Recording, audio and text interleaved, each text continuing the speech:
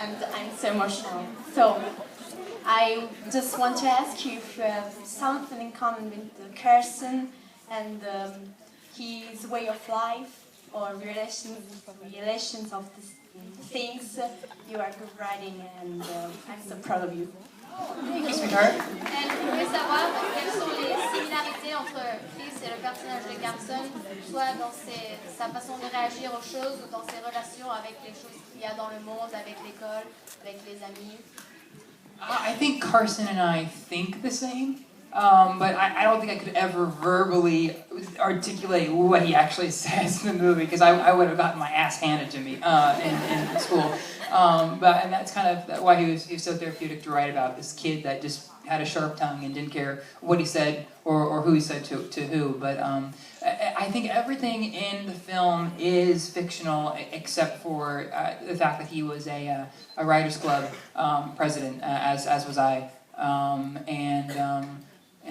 Mallory's based on a good friend that I had in high school. But all the relationships and all that are all fictional, and my parents are terrified people are going to think that that's them, and they're happily married, they still are. Yeah, it's mostly fiction.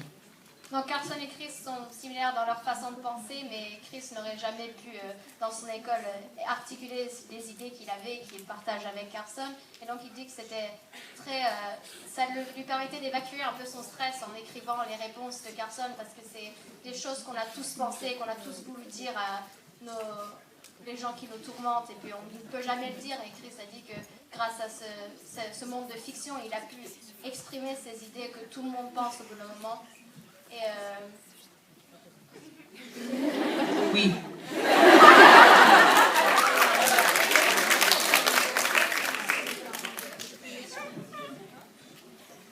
Hi! Hi. Congratulations for your performance on Glee. I guess all of us are so happy to see you, and so to tell thank you for what you did. And I got a question. Do you have other projects right now in the future? Always. It's just convincing other people to do them with me is the problem. Especially like this movie. Oh, great. How much money you got? But I know, because I tend to write things that aren't very type A or original. I die in the first scene, you know. But yeah, I always have another project in the works. Chris travaille toujours sur quelque chose d'autre, il adore explorer sa créativité, c'est juste une question il faut qu'il y ait des gens qui le soutiennent après pour que ça devienne une réalité, mais il a toujours quelque chose sur lequel il travaille. Hope to see it.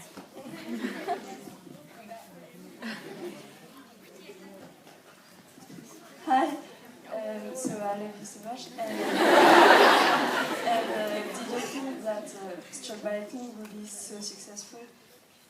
Est-ce que Chris avait pu imaginer que ça serait un tel succès, Struck by Lightning? I think it just depends on what your definition of successful is, because I definitely think Star Trek probably beat us in the box office this week. I'm predicting, maybe just by a few euros.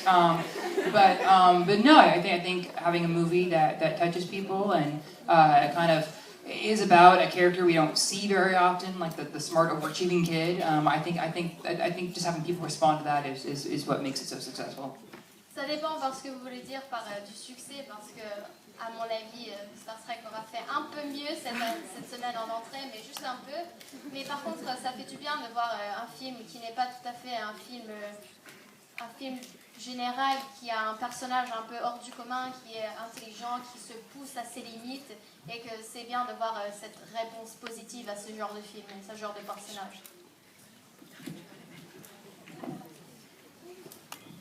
Hi, I'm here.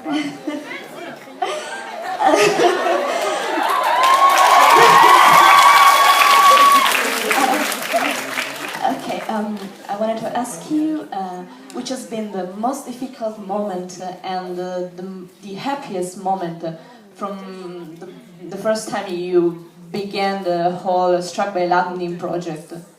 Donc, quel a été le moment le plus heureux et le moment le plus difficile depuis le début de ce projet? the most difficult, maybe just putting it all together, because I had so little time to do it, and finding the right people to do it with, and that weren't after changing the story to make it be about Carson Phillips and how he lost his virginity. That was tough, and I think probably just the best part has been seeing how people have responded to it, and they love the movie and they love the book, and I think that's been, this for sure is definitely a cherry on top of the cake. Donc le moment le plus difficile a été de surtout trouver quelqu'un qui n'allait pas changer la vision pour essayer de la faire plus public général, plus normale en termes du cinéma, ne pas transformer ce film en comment Carson a fait l'amour pour la première fois. Et donc Chris trouve que ça a été très difficile de trouver quelqu'un qui n'allait pas changer son histoire et qui allait vraiment raconter l'histoire de Carson et de comment Carson est mort et comment il essayait d'atteindre ses rêves. Mais par contre, le moment le plus heureux, c'est tous les moments comme ceci où il voit que son travail et le travail de tout le monde a vraiment produit quelque chose de magnifique et produit quelque chose que les gens apprécient et que c'est la cerise au-dessus du gâteau, tout ça. Sur le gâteau. Roberto, tu es à la fois producteur de ton film et en même temps tu es acteur, tu joues dedans. Est-ce que c'est pas difficile de tenir les deux casquettes, de produire le film dans lequel on joue? Oui.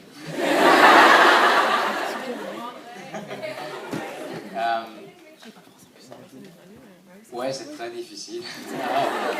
Parce que, bon, je pense que dans ce film, j'ai eu beaucoup de bol parce que j'avais des gens comme Chris. Et would you prefer me speaking English? People are like, what? French in Paris? I know, right? I'll say it in English because we have an amazing translator. I think you get lucky sometimes, and on this film I got very lucky that I had people like Chris and I had people like Brian Danley that were very clear on when I got to be a producer and when I got to be an actor. And on the days that I would come in as an actor, I was an actor. You know, I was just an actor and I took off that producer's hat. And on days when I would come in as a producer, I was a producer. And that distinction is usually very hard because people aren't able to make it very clearly. But when you're surrounded with just amazing people, it makes it a lot easier. Oui, c'est difficile, mais il a eu de la chance parce qu'il travaille avec des gens comme Chris ou comme Brian Danley qui lui ont vraiment aidé à faire cette différence entre acteur et producteur. Et donc, les jours où il venait en tant qu'acteur, il ne faisait que ça, il n'y avait rien de production. Et les jours où il venait en tant que producteur, il ne faisait rien qui avait un rapport avec jouer dans ce film. Et donc, d'habitude, c'est difficile de différencier ces deux rôles, mais grâce aux gens avec qui il travaillait, il a vraiment su changer ses rôles et puis bien faire son travail dans chaque rôle sans les mélanger. Hi. Hello.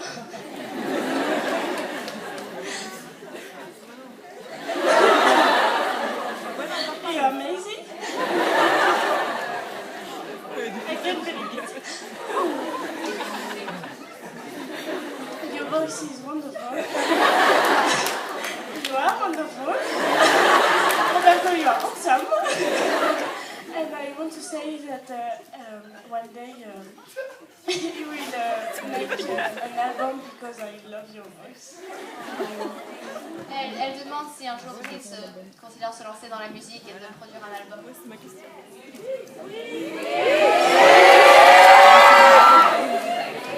Here's the thing.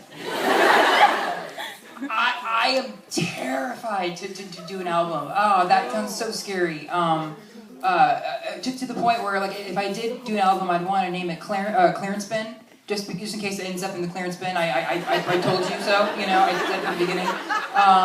But maybe I think I would need maybe like I don't know, some kind of like internet campaign or something to give me the confidence. So people say, "Why are you doing an album?" I can say, "Well, they told me to." So, but I would love to. I would love to. Chris aimerait bien, mais Le problème, c'est que ça le terrifie un peu parce que c'est quelque chose de nouveau de se mettre en avant en termes d'un album. Et puis, s'il fait un album, il aimerait bien l'appeler pile de rejet, comme ça, si jamais ça finit dans la pile de rejet, au moins il aurait dit, bah écoute, je le savais, je l'avais prédit. Et donc il dit que peut-être avec le soutien de ses fans sur Internet, au moins, si ça marche pas, il peut dire, oui, mais c'est eux qui m'ont dit de le faire.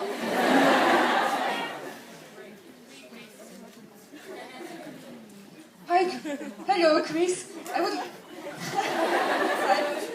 would like to know whether you are able to tell us some stuff about your next Asylum untitled project. What is the inspiration behind it? Because I'm particularly wondering, because asylums were often used for repressing gay people, and I'm wondering if it's something that drew you to this subject. Thank you very much.